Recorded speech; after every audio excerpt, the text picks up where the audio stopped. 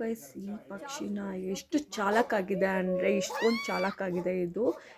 ಇಟ್ಕೊಂಡ್ರೆ ಕೈಯಲ್ಲಿ ಇಟ್ಕೊಂಡ್ರೆ ಸಾಕು, ಹೆಂಗೆ ಕಚ್ಚಿ ಹೋಗುತ್ತೆ ಅಂದರೆ ಬಿಟ್ಟರೆ ಸಾಕು ಅನಿಸುತ್ತೆ. 5 ನಿಮಿಷ ನಮ್ಗೆ ಇಟ್ಕೊಳಕ್ಕಾಗಲ್ಲ, ಆದ್ರೂ ಮನೆಗೆ ಹಾಕಿಬಿಡ್ಬೇಕು.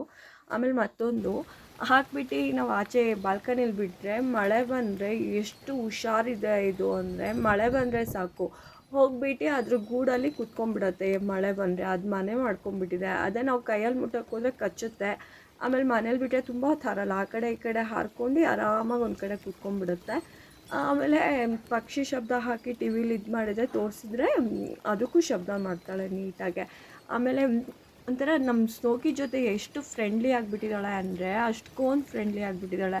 ಅದು ನಮ್ಮ ಸ್ನೋಕಿ ಅದು ಸ್ವಲ್ಪ ಶಬ್ದ ಮಾಡಿದ್ರೆ ಸಾಕು ಓಡೋಗ್ತಾಳೆ ಏನಾಯಿತು ಅಂತ ನೋಡೋಕ್ಕೆ. ಒಟ್ಟಿನಲ್ಲಿ ಅದು ತಿರುಗ್ತಾನೆ ಇರಬೇಕು, ಹಾರಾಡ್ತಾ ಇರಬೇಕು, ಆವಾಗ ನಮ್ಮ ಸ್ನೋಕಿಗೆ ಇಷ್ಟ. ಆಮೇಲೆ ಮಳೆ ಬಂದ್ಬೇಕಾದ್ರೆ ಏನು ಮಾಡುತ್ತೆ, ಇದು ಸ್ವಲ್ಪ ಹೊತ್ತು ಆಚೆ ಬರುತ್ತೆ. ಸ್ವಲ್ಪ ನೋಡಿ ಇಲ್ಲಿ ಸ್ವಲ್ಪ ಹೊತ್ತೇ ಆಚೆ ಬರುತ್ತೆ, ಬಂದುಬಿಟ್ಟು ಮಳೇಲಿ ನೆನೆಯುತ್ತೆ, ಮತ್ತೆ ಒಳಗೋಗುತ್ತೆ. ನಮ್ಮ ಸ್ನೋಕಿ ಬಂದು ಎಲ್ಲಿ ನೆನಿತಾಳೋ ಇಲ್ವೋ ಅಂತ ನೋಡೋಕ್ಕೆ ಬೇರೆ ಬರ್ತಾಳೆ. ಅಂದರೆ ಅಷ್ಟು ಫ್ರೆಂಡ್ಲಿ ಆಗಿಬಿಟ್ಟಿದ್ದಾಳೆ ಅವಳ ಹತ್ರ. ಅವಳು ಒಟ್ಟಿನಲ್ಲಿ ಹಾರ್ತಾನೇ ಇರಬೇಕು, ಸುಮ್ಮನೆ ಕೂಗ್ತಾ ಇರ್ತಾಳೆ, ಸುಮ್ಮನೆ ಕೂರಬೇಡ ಅಂತ ಹೇಳಿ. ಒಳ್ಳೆ ಫ್ರೆಂಡು ಮಾತ್ರ ಇಬ್ಬರೂ. ಅಂದರೆ ನಮಗೆ ಭಯ ಏನು ಅಂದರೆ ಎಲ್ಲಿ ಕಚ್ಬಿಡ್ತಾಳೋ ಅಂತ. ಇವತ್ತಂತೂ ಜೋರಾಗಿ ಬೆಂಗಳೂರಲ್ಲಿ ಮಳೆ ಬೇರೆ, ಅದರಲ್ಲಿ ಪಕ್ಷಿ ಬೇರೆ ಎಷ್ಟು ಚೆನ್ನಾಗಿ ಸ್ನಾನ ಮಾಡ್ಕೊಂಡು ಮತ್ತೆ ಹೋಗಿ ಮನೇಲಿ ಗೂಡಲ್ಲಿ ಕೂತು ಅಂದರೆ ನನಗೆ ಹೆಂಗೆ ಟೈಮ್ ಪಾಸ್ ಆಗುತ್ತೆ ಅಂತಲೇ ಗೊತ್ತಾಗಲ್ಲ. ಇದಕ್ಕೆ ನೋಡ್ತಾ ಇದ್ದರೆ, ಆಮೇಲೆ ನಮ್ಮ ಸ್ನೋಕಿಗೆ ನೋಡ್ತಾ ಇದ್ದರೆ ಟೈಮ್ ಪಾಸ್ ಆಗೋದೇ ಗೊತ್ತಾಗಲ್ಲ ನಮಗೆ. ಇಲ್ಲಿ ನೋಡಿ ಮಳೇಲಿ ಬಂದು ನೆನೀತಾ ಇದೆ, ಅದು ಮಳೆ ನೆನ್ಕೊಂಡ್ಬಿಟ್ಟು ಮತ್ತೆ ಜಾಸ್ತಿ ಅನಿಸಿದ್ರೆ ಹೋಗ್ಬಿಟ್ಟು ಗೂಡಲ್ಲಿ ಕೂತ್ಕೊಳ್ಳುತ್ತೆ ನೋಡಿ.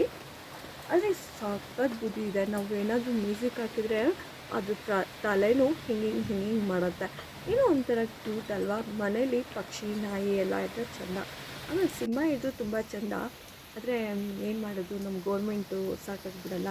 ಆಮೇಲೆ ನಮ್ಮಂತೂ ಸ್ವಲ್ಪ ಸಖತ್ತಾಗಿ ಭಯ ಪಡ್ತೀವಿ, ಹಾಗಾಗಿ ಸಿಂಹ ಸಾಕೋಕ್ಕಾಗಲ್ಲ. ಆನೆನೂ ಇಷ್ಟ ನನಗೆ, ಆದರೆ ಏನು ಮಾಡೋದು, ಫಾರೆಸ್ಟ್ ಅಲ್ಲ ಏನದು